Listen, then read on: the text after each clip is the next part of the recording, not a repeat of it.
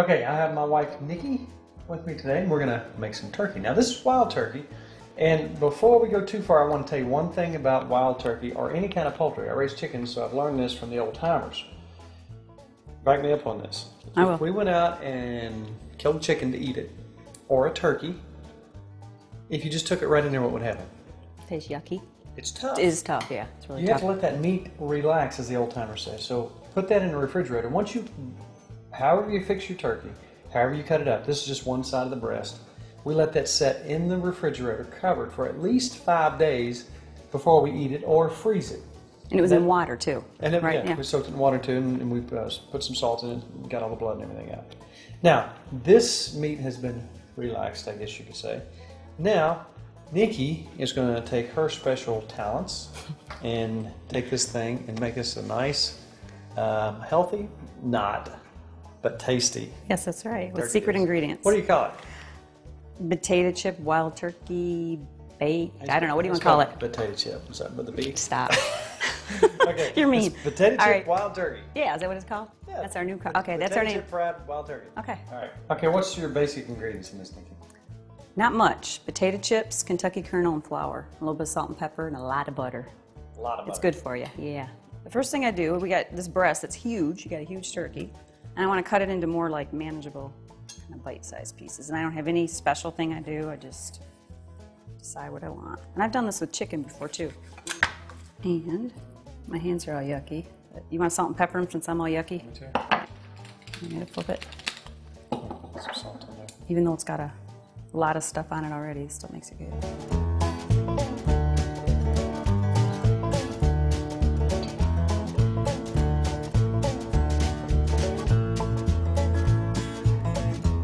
Yeah, I'm just flipping them over so he can salt and pepper the other side too. A lot of salt and pepper. I like a lot of pepper. You do too. Nice job. Thank you. Now I got like a gallon size, just a Ziploc or whatever you want to use, and we're going to start with our potato chips. That's a secret ingredient. Don't tell anybody. All right. I ain't seen nothing. And I'm going to just kind of crunch them up. So the last little bit that I usually turn up and pour in my mouth. Yeah, we never have it because you eat it all. And that's good. Just kind of crunched up. With a little bit of, they're kind of still a little bit thick, but it gives it a good coating. All right, I'd say that's about a cup of Kentucky kernel. Kentucky kernel flour in there.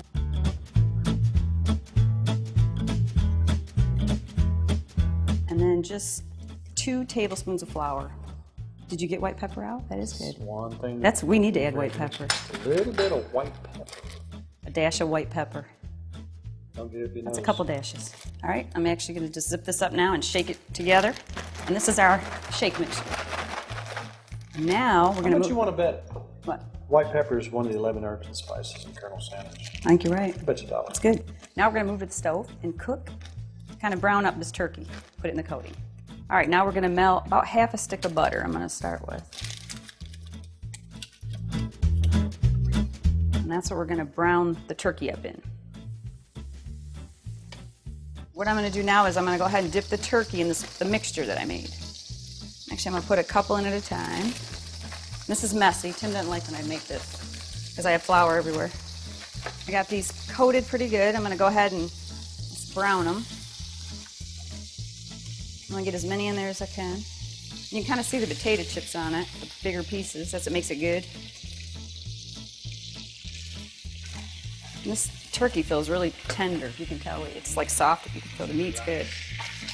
I'm gonna let that brown up and flip it over. And you wanna make sure it's nice and brown on the other side. I'm gonna go ahead and flip them. You can see they're just a little bit, starting to get a little bit of brown on them. I kind of just make it so that I kind of don't see any of the pink anywhere before I start cooking them. And it's doing pretty good. Just make sure you don't get your butter too hot too. I cook it on about medium because you don't want your butter to burn because then you'll have black butter, but it's looking pretty good on medium.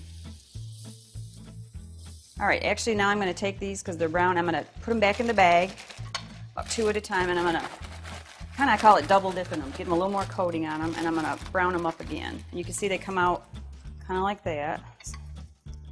I've double dipped these. You can kind of see another bit of coating. And I'm going to fry them for a second time and brown them up one more time, and then they'll be ready to bake.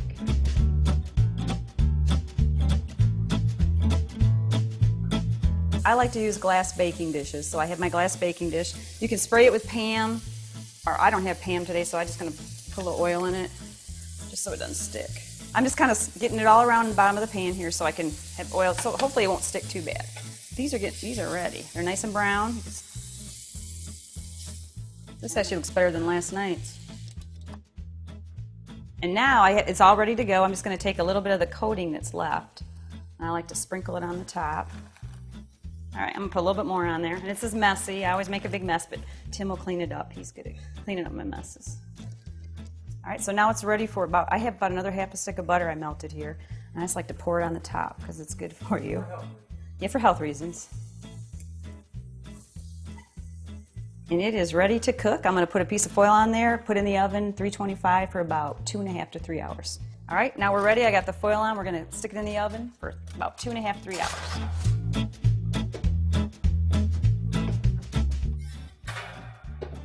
And it looks perfect. You just going to eat right out of the pan? Heck yeah, we'll share. Okay. Still smoke coming off of it. Let's see how it comes out. Really? Look pretty tender. You go first. How do you think? Good? You need to get us another turkey. Oh, it's good. I get some? So many people say, oh, I killed a wild turkey, and it was so tough. If I went out here and, like I said, killed a chicken and didn't let it set, didn't let that meat relax, it would be tough. So we let this set 4 to 5 days, covered in the refrigerator, and let me tell you what, it makes it so much more tender. This is delicious, Nikki. What do you call it? And it's easy. What do I call it? Potato chip. Wild turkey, baked wild turkey. Fried, baked stuff. Right. And it's easy and it's good and it's very low fat. Hurry up with that fork on the bite. You want another bite?